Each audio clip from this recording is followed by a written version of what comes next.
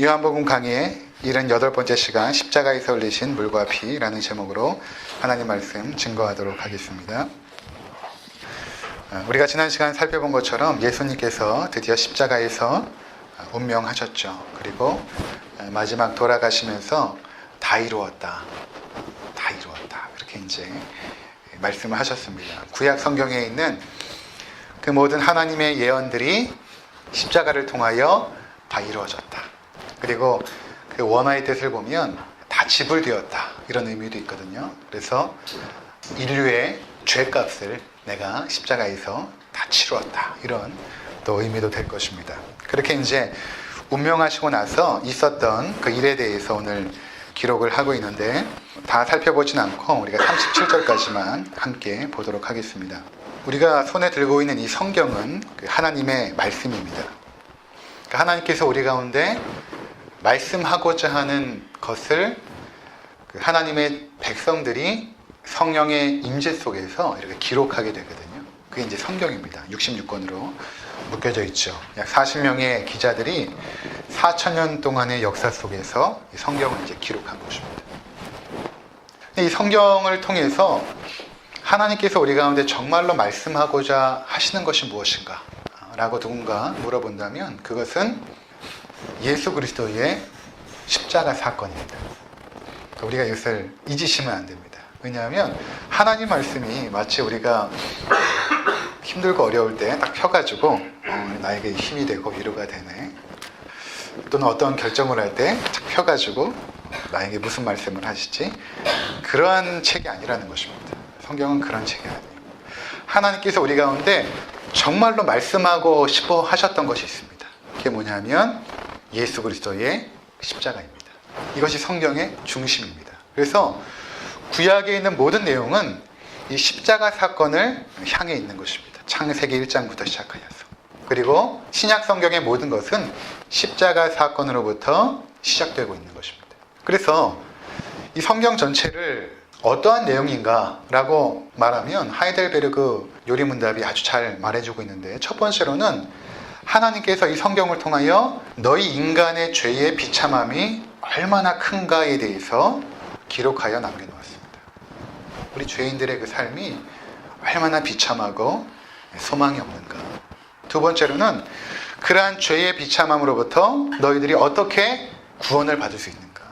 어떻게 하나님의 자녀가 되고 하나님 나라의 백성이 되어서 복된 삶을 살아갈 수 있는가에 대한 이야기를 기록해 놓고 있습니다.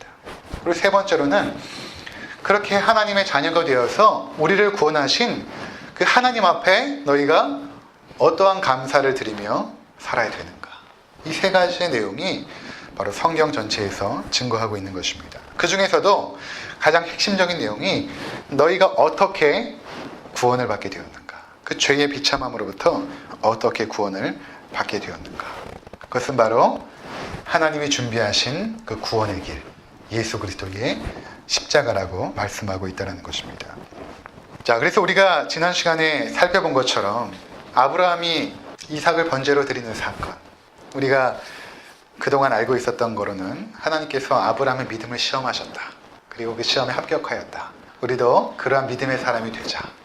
이렇게 주로 알고 있었지만 사실은 그것이 아니라 그 엉뚱하고 이상하고 이해할 수 없는 시험을 통해서 보여주고자 했던 것은 아들의 죽음을 통하여, 아들의 제사를 통하여 인류의 구원이 일어날 것을 미리 보여주고 교훈하셨던 것입니다. 역사의 흐름은 지금도 마찬가지지만 우리에게도 마찬가지지만 창조부터 시작하여서 지금 여기까지 역사의 수레바퀴가 운명에 의해서 돌아가거나 아니면 우연히 어떻게 일어나거나 아니면 우리가 간혹 이야기하는 것처럼 팔자가 사나워서 그래. 그런 것처럼 어쩜 팔자에 의해서 진행되는 것이 아니라는 것입니다. 나의 인생도 지금 그렇게 운명에 의해서 우연히 일어났구나. 내 팔자가 이래서 여기까지 온 것이 아니라 하나님의 분명한 목적과 계획 속에서 진행이 되어져 있는데 그 목적과 계획 속에 가장 중요했던 역사적 사건은 무엇인가 하면 십자가 사건이었던 것입니다. 이것이 역사의 중심입니다. 그래서 역사를 BC와 AD로 나누는 것이 예수 그리스도의 죽으심과 연관이 되어 있지 않습니까? 그것이 이 역사의 중심이기 때문에 그런 것입니다. 자, 그래서 오늘 우리가 살펴보게 될 것은 무엇인가 하면 이 요한이 기록한 예수님의 죽음 사건을 목도하면서 이 두 가지를 기록하고 있는데 그 두 가지 사건을 통해서 이 구약에 증거되었던 그 하나님의 그 역사, 하나님께서 우리 가운데 말씀하셨던 그 역사가 지금 어떻게 성취되었는가에 대한 부분들을 확인해 보고자 하는 것입니다. 그리고 그것을 통해서 우리가 과연 하나님 앞에 어떠한 감사를 드려야 되는가에 대한 부분을 살펴보도록 하겠습니다. 요한이 오늘 주목하고 있는 것은 첫 번째로 예수님이 죽으신 후에 그 군병들이 다리를 꺾지 않거든요. 그러니까 보통 십자가의 죽음이라는 것은 매달아 죽이는 죽음이라고 말씀을 드렸죠. 굉장히 그 처참한 사형 제도인데 이렇게 손에다가 못을 받고 발에다가 못을 받게 되면 몸이 처져서 숨을 쉬지 못하여 계속해서 몸을 이렇게 세우는 혼몸에 힘을 주어서 이렇게 세우는 운동을 반복하다가 결국에는 지쳐 죽게 되는 그런 형인데, 그렇게 죽게 되면 일반적으로 죽게 되면 그냥 놔둡니다. 놔둬서 많은 사람들이 볼 수 있도록, 너희가 로마에 반역하면 저렇게 끔찍한 처형을 받는다는 것을 보여주기 위해서 그대로 놔둡니다. 그리고 독수리나 까마귀와 같은 새들이 와가지고 그 시체들을 쪼아먹게 되는 것이죠. 그런데 오늘 보니까 뼈를 꺾어가지고 예수님 좌우에 있는 강도들까지 그 시신을 내리려고 하고 있던 것입니다. 왜 그랬을까? 그것은 바로 오늘 성경을 보니까 이때가 언제냐면 이날은 준비일이라. 준비일이라.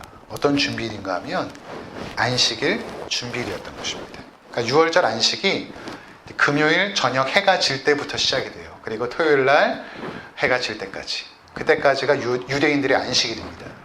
그래서 특별히 안식일은 많지만 이때 안식일은 유대인의 가장 큰 명절인 6월절의 안식일이었어요. 굉장히 그들이 즐거운 축제로 즐기는 날이었기 때문에 대제사장과 유대 지도자들이 찾아왔겠죠. 빌라도에. 그래서 이 시신들을 좀 내려달라. 우리가 이제 6월절 축제를 해야 되는데 보기 흉하지 않느냐. 좀 내려달라. 이렇게 이제 부탁을 합니다. 그래서 군병들이 와서 다리를 꺾게 되는데, 꺾는다는 건 뭐냐면 이 쇠망치로 이 무릎을 내려쳐서 그 무릎의 뼈를 부러뜨려서 더 이상 무릎에 힘을 주어서 움직이지 못하도록, 다리에 힘을 주어서 몸을 일으켜서 숨을 쉬게 되는데 이 운동을 더 이상 못하도록 무릎을 내려쳐서 부러뜨리는 것입니다. 그래서 예수님 좌편에 또 우편에 그 강도들의 무릎을 내려쳐서 꺾게 됩니다. 그리고 이제 예수님께 왔는데 보니까 예수님께서 이미 운명하신 거예요. 근데 일반적으로 30세 청년이 이렇게 일찍 운명하지 않거든요. 예수님께서 3시에, 그러니까 우리나라 시간으로 하면 9시에 매달리시고 오후 3시에 돌아가셨으니까 굉장히 일찍 돌아가신 것입니다. 보통 어떤 사람들은 며칠을 더, 청년들 같은 경우에는 6일까지 버틴 사람도 있다고 합니다. 십자가에 매달려서. 근데 예수님이 너무 빨리 죽으신 거예요. 그러니까 아마도 예수님께서 2번의 채찍질을 맞지 않습니까? 첫 번째 채찍질, 그리고 지난 시간에 말씀드린 것처럼 아주 극형의 그 채찍질을 맞게 되었고, 또 예수님의 기록들을 보면 예수님은 늘 피곤하셨어요. 백고문에서도 막 풍랑이는데도 주무시고 얼마나 피곤하셨으면. 그리고 인자는 머리 둘 곳이 없다. 어디 가서 편하게 발 뻗고 주무실 곳이 없었고 늘 저녁에는 산에 가서 기도하시고, 그렇게 피곤하셨기 때문에 연약한 육신이 일찍 돌아가신 것입니다. 군인들이 보고 다리를 꺾지 않습니다. 그리고 시신을 내리죠. 자, 그런데 요한이 지금 뭐라고 말하냐면 35절과 36절 우리 한번 읽어보도록 하겠습니다. 이를 본 자가 증언하였으니 이 증언이 참이라. 그가 자기의 말하는 것이 참인 줄 알고 너희로 믿게 하려 함이니라. 이 일이 일어난 것은 붓뼈가 하나도 꺾이지 아니하리라 한 성경을 응하게 하려 함이라. 지금 요한이 뭐라고 말하고 있냐면, 여러분 이것이 진짜입니다. 뼈가 꺾이지 않은 것이 진짜입니다. 내가 그것을 봤습니다. 요한이 그 곁에 있었거든요. 내가 그것을 봤는데 정말로 예수님의 다리뼈는 꺾이지 않았습니다. 이게 뭐가 그렇게 중요하길래 이게 정말 진짜입니다라고 이야기할 거예요. 그리고 이것은 바로 성경을 응하게 한 것입니다. 이렇게 지금 말하고 있다는 것입니다. 자, 그렇다면 어떠한 성경을 응한 것인가 우리가 볼 필요가 있습니다. 하나님께서 이스라엘 백성들에게 유월절을 명하죠. 지난 시간에 잠깐 살펴보지 않았습니까? 이스라엘 민족을 애굽의 압제로부터 구출해낼 때, 이것이 구원의 모형이죠. 구원이 어떠한가를 보여주는 것입니다. 그들을 구원해낼 때 어떻게 했냐면 유월절을 명하죠. 그래서 각 집마다 사람 식구대로 어린 양을 잡게 됩니다. 어린 양을 잡게 되고, 그러니까 그들은 우리나라 달력하고 좀 다르게 돌아가는데 하나님께서 정하신 그 달이 있어요. 그 달에 첫날부터 14일까지 어린 양을 미리 준비해 놓습니다. 니산월이라고 하는데 그 니산월에 어린 양을 미리 준비해 놓고 14일까지 기다렸다가 그 14일이 되면 유월절이 시작이 됩니다. 그 유월절에 가족 수에 따라 어린 양을 잡게 됩니다. 문 앞에서 양의 목을 따고 또 몸을 도려내면서 그 피를 문 앞에 쏟게 되죠. 그리고 그 피를 가져다가 우슬초로 찍어서 이 문 좌우에다가 바르게 됩니다. 그렇게 되면 하나님의 재앙이 거기를 넘어갈 것이다. 그러면 너희가 해마다 이 예식을 지켜 행할지니라 이렇게 말하거든요. 그래서 이스라엘 백성들이 광야에서는 지키지 못하고 가나안 땅에 들어가서 유월절을 행하게 됐던 것입니다. 이때 지금도 그들이 유월절엔 이렇게 해요. 여러분들이 유월절에 이스라엘 땅에 가면 지금도 양을 잡습니다. 약 2만 5천 마리 양들이 예수님 당시에 도살당했다고 해요. 수많은 피가 낭자했던 것이죠. 그 도시 안에. 근데 그때 뭐라고 이제 말씀하시냐면 너희가 어린 양을 잡고 그 양을 이제 구워가지고 먹는데 먹을 때 그 뼈를 꺾지 말라. 이렇게 말씀하셨던 것입니다. 유월절에 양을 먹을 때 너희가 그 뼈를 꺾지 말라. 출애굽기 12장 46절 제가 읽어드리겠습니다. 한 집에서 먹되 그 고기를 조금도 집 밖으로 내지 말고 뼈도 꺾지 말지며. 양고기가 굉장히 맛있거든요. 향도 좋고 이제 큰 고기 덩어리를 먹을 때에 뼈를 꺾어서 먹어야지 편한데 꺾지 말라는 것입니다. 이상한 명령을 하나님께서 하신 거예요. 나중에 이제 후손들이 아버지에게 물어보겠죠. 아버지, 우리 유월절 예식을 지내는데 왜 양을 이렇게 죽여서 그 피를 바릅니까? 하나님께서 그렇게 하셨단다. 우리 민족을 구원할 때 그렇게 하셨단다. 그럼 고기를 먹을 때도 물어보지 않겠습니까? 아버지, 왜 이 뼈를 꺾으면 안 됩니까? 그럼 이제 대답을 못 하는 거예요. 그냥 하나님이 그렇게 하셨단다. 이유를 알지 못하는 거예요. 이유를 알지 못하고 그들이 수천 년 동안 유월절을 지내면서 양고기의 뼈를 꺾지 않고 먹었던 것입니다. 자, 그리고 이제 드디어 이 뼈를 꺾지 않는 십자가 사건이 진행이 되죠. 이것은 우리가 잘 아는 것처럼 예수님께서 유월절에 죽지 않습니까? 유월절 어린 양이 되신 것입니다. 우리의 모든 죄를 대속하는 어린 양이 되시고 그리고 우리를 구원하는 길을 열어내신 유월절에 어린 양이 되셨던 것입니다. 그래서 그 어린 양의 뼈를 꺾지 않은 것이죠. 그러니까 유대인들이 이 증언을 보면서 이 요한의 기록을 보면서 예수님의 뼈가 꺾이지 않았다. 유월절에 도살당한 어린 양 같은 예수 그리스도의 뼈는 꺾이지 않았다. 그렇다면 여러분, 우리가 수천 년 동안 어린 양을 먹으면서 우리의 완전한 죄를 속할 그 대속의 양을 기다렸는데 그 양이 바로 십자가에서 죽으신 예수입니다. 이렇게 지금 증거하고 있다는 것입니다. 우리가 지난 시간에 우리가 살펴보았던 그 이삭이 아브라함에게 묻지 않습니까? 모리아산에 올라갈 때 아버지, 불도 있고 나무도 있는데 왜 번제물이 없습니까? 아브라함이 번제할 어린 양은 하나님이 자기를 위하여 친히 준비하시리라 이렇게 말씀하셨습니다. 그러니까 예수 그리스도는 누군가 하면 하나님께서 자신을 위하여 준비하신 어린 양이라는 것입니다. 이거 첫 번째 중요해요. 우리를 위해서 준비하신 어린 양이기도 하지만 더 중요한 것은 하나님 자신을 위하여 준비하신 어린 양이라는 것입니다. 그래서 예수님께서 이 땅에 오셔서 세례 요한에게 찾아갑니다. 세례를 받기 위해서. 그때 세례 요한 요단강가에서 회개 세례를 주고 있었고 많은 사람들이 모여 있었습니다. 저쪽에 보니까 청년 예수께서 걸어오십니다. 근데 요한은 알아요. 저분이 바로 누구인지. 그러면서 그곳에 있는 모든 사람들의 시선을 예수께로 향하게 합니다. 여러분, 저기 저 사람을 보십시오. 나를 보지 말고 저 사람을 보십시오. 저분이 하나님의 어린 양입니다. 세상 죄를 지고 가는 하나님의 어린 양입니다. 요한의 증언이었던 것입니다. 요한복음 1장 29절 보라 세상 죄를 지고 가는 하나님의 어린 양이로다. 하나님의 어린 양. 하나님이 준비하신 어린 양. 하나님이 자신을 위하여 친히 준비하신 어린 양이 누구인가? 바로 예수 그리스도라는 것입니다. 그래서 하나님께서 어린 양 예수 그리스도에게 자신의 모든 진노를 다 풀어내십니다. 다 풀어내십니다.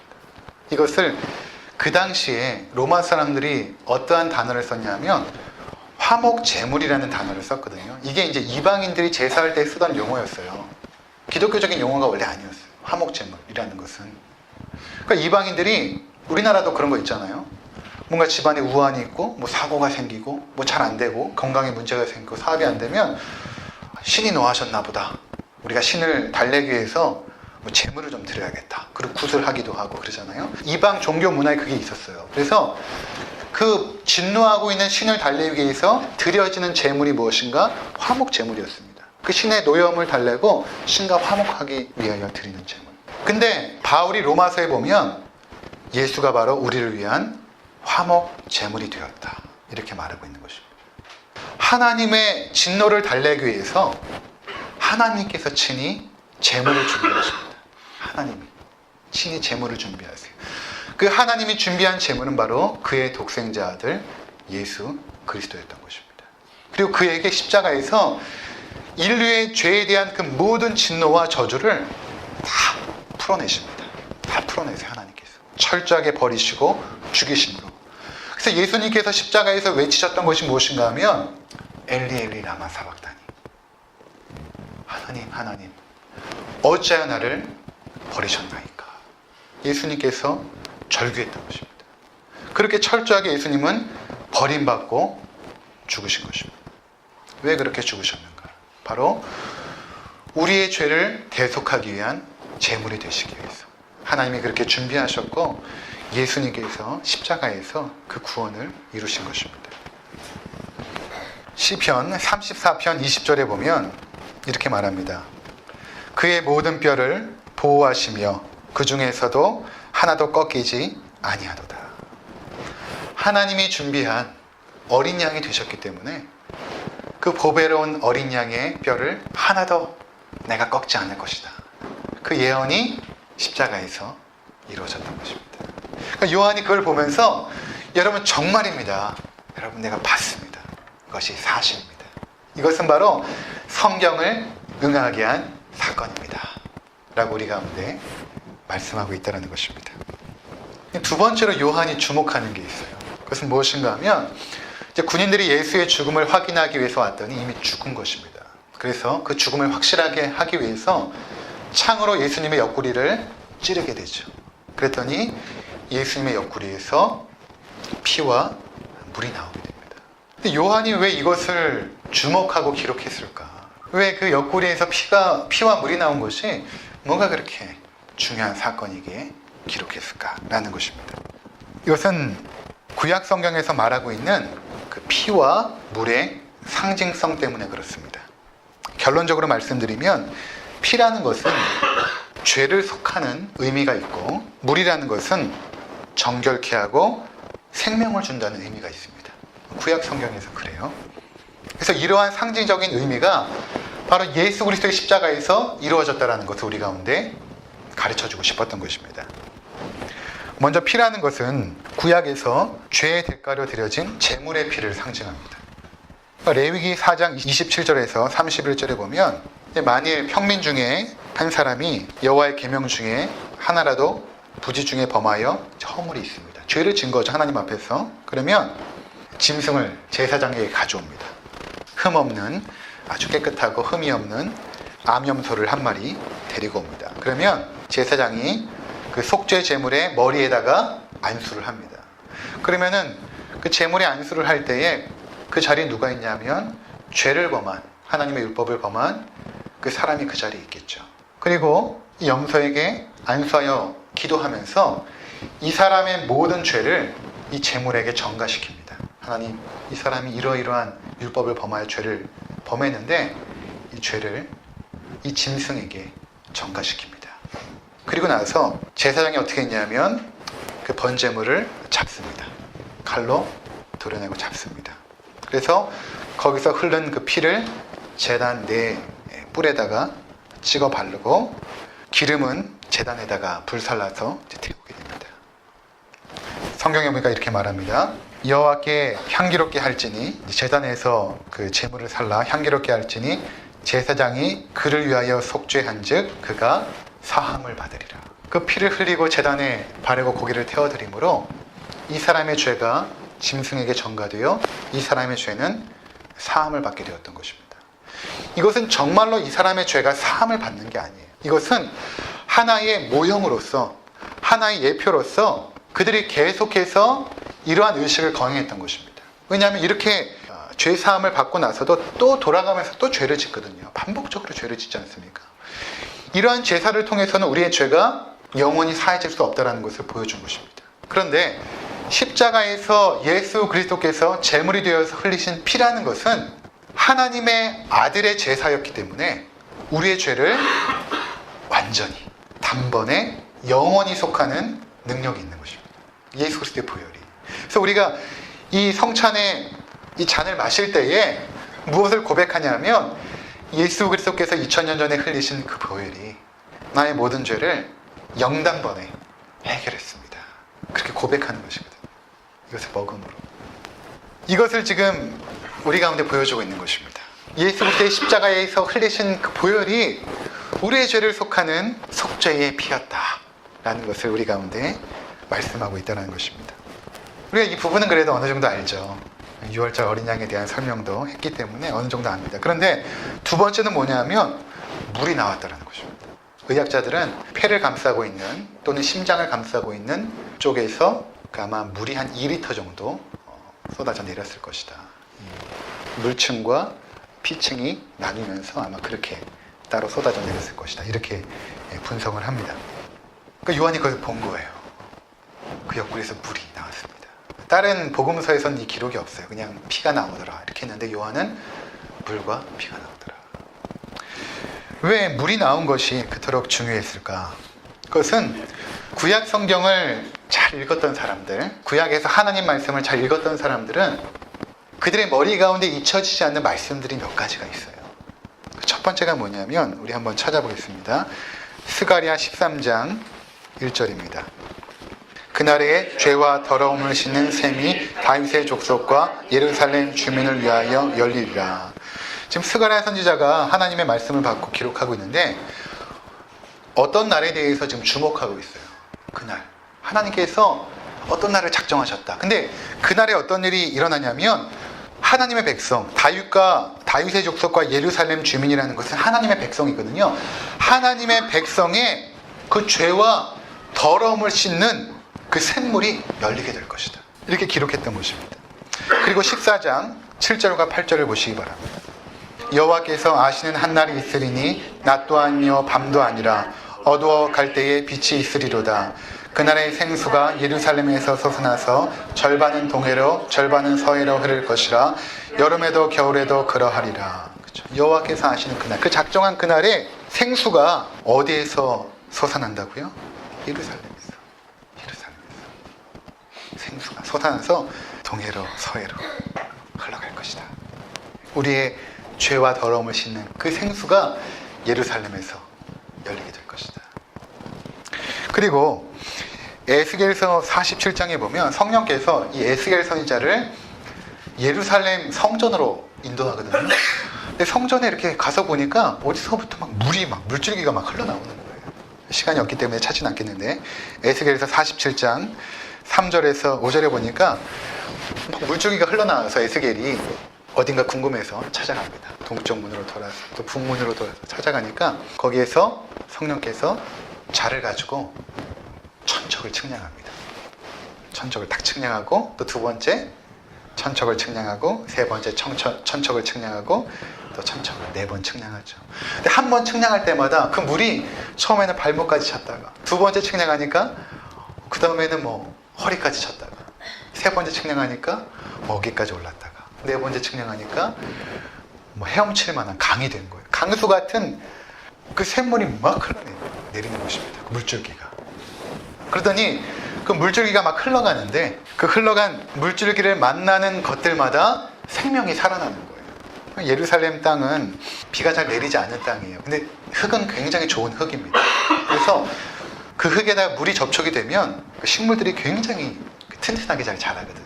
그러니까 그 물들이 막 흘러가는 곳마다 제가 읽어드리면 내가 돌아가니 강 좌우편에 나무가 심이 많더라. 그가 내게 이르시되 이 물이 동쪽으로 향하여 흘러 아라바로 내려가서 바다에 이르리니 이 흘러내리는 물로 그 바다의 물이 되살아나리라. 죽어있는 물이 먼저 살아났습니다. 이 강물이 흐르는 곳마다 번성하는 모든 생물이 살고 또 고기가 심이 많으리니 이 물이 흘러 들어가므로 바닷물이 되살아나겠고 이 강이 이르는 각처에 모든 것이 살 것이며 또 이 강가에 어부가 살 것이니 12절 강 좌우가에 있는 각종 먹을 과실나무가 자라서 그 잎이 시들지 아니하며 열매가 끊이지 아니하고 달마다 새 열매를 맺으리니 이 물이 성소를 통하여 나옵니다. 그러니까 예루살렘에는 예루살렘 성전이 있잖아요. 그 성전에 정사각형으로 되어 있는 그 장소, 지성소죠. 그 지성소로부터 물줄기가 흘러나왔고 그 물줄기가 모든 죽어있는 생명을 살려냈다라는 것입니다. 요한계시록 22장 1절과 2절을 함께 보도록 하겠습니다. 또 그가 수정같이 맑은 생명수의 강을 내게 보이니 하나님과 및 어린 양의 보좌로부터 나와서 길 가운데로 흐르더라. 강 좌우에 생명나무가 있어 12가지 열매를 맺되 달마다 그 열매를 맺고 그 나무 잎사귀들은 만국을 치료하기 위하여 있더라. 그렇죠. 여기 보니까 수정같이 맑은 생명수강이 어디서부터 나옵니까? 하나님과 어린 양의 보좌로부터. 어린 양의 보좌로부터. 지성소거든. 그것이 길 가운데로 흘렀더니 그 좌우에 생명나무가 있어 12가지 열매를 맺고 그 열매를 맺되 그 나무 잎사귀들은 만국을 치료하기 위하여 있더라. 다시 저주가 없으며 하나님과 그 어린 양이 보좌 가운데 있으리니 그렇게 말씀하고 있죠. 자, 지금 예수 그리스도께서 죽으실 때에 그 옆구리에서 흘러나온 그 물은 어떤 물이었는가? 예루살렘에서 터져나온 그 생수의 강. 그것은 바로 보좌로부터, 어린 양의 보좌로부터 흘러나온 생명수의 강이 되었다는 것입니다. 그러니까 이 강은 두 가지의 역사를 하죠. 첫 번째로는 죄와 더러움을 어떻게 합니까? 깨끗하게 사하는, 우리의 죄와 더러움을 사하는 물입니다. 또 하나는 뭡니까? 우리에게 생명을 주는 물이죠. 밥을 먹지 않아도 살지만 물을 먹지 않으면 죽습니다. 그렇죠? 우리 몸의 70%가 물인데 물 먹지 않으면 죽잖아요. 물이 생명이거든요. 우리에게 생명을 주는 물. 그것이 예수 그리스도의 십자가를 통해서 이루어졌다는 것입니다. 그래서 예수님께서 초막절이 이제 빛의 예식이 있고 물의 예식이 있어요. 실로암에서 물을 떠가지고 제단 앞에 막 붓는 그런 예식이 있거든요. 이 구약에 있는 이 물에 대한 상징성을 초막절에 이제 표현하는 이스라엘의 명절인데, 이 초막절에 예수님께서 그 제사장들이 물을 붓고 있는 그 제단 옆에서 뭐라고 외치냐면 이렇게 외칩니다. 명절 끝날, 요한복음 7장 37절, 명절 끝날 그 큰 날에 예수께서 서서 외쳐 이르시되 누구든지 목마르거든 내게로 와서 마시라. 나를 믿는 자는 성경의 이름과 같이 그 배에서 생수의 강이 흘러나리라. 여기서 말하는 그 배라는 것은 예수님의 배를 의미합니다. 언뜻 읽으면 우리의 배로 생각하기 쉬운데 잘 해석해보면 그 배에서, 예수님의 배에서 생수의 강이 흘러나리라. 우리에게 생명을 주는 생수의 강이 십자가에서 이루어졌다는 것입니다. 삶에 아무런 소망도 없고 의미도 찾지 못했던 그 수가성에 있는 그 사마리아 여인, 그 여인이 예수님 앞에 왔을 때에 예수님께서 말씀하시죠. 네가 이 떠먹는 이 물은 아무리 떠먹어도 결국 목마르게 되겠지만 내가 주는 물을 마시는 자는 영원히 목마르지 아니하리니 내가 주는 물은 그 속에서 영생하도록 솟아나는 샘물이 되리라. 예수님께서 말씀하십니다. 그러니까 예수님께서 흘리신 그 피와 물이 어떤 것인지 이해가 될 것입니다. 그 흘리신 피는 우리의 모든 죄를 속하는 완전한 대속의 피가 됩니다. 그분이 흘리신 물은 우리를 정결케 하는 물이며 죽은 영혼을 살리는 생명의 물입니다. 그래서 그래서 우리가 이 일을 이루신 하나님과 어린 양 예수 그리스도를 지금부터 영원히 찬양해야 되는 것입니다. 지금부터 영원히 찬양해야 되는 것입니다. 그리고 우리를 구원하신 그분을 위하여서 우리의 삶을 내어드려야 마땅한 것입니다. 영원히 우리를 구원하신 하나님과 어린 양을 찬양하시는 우리 모두가 되시기를 축원해 드립니다. 기도하시겠습니다.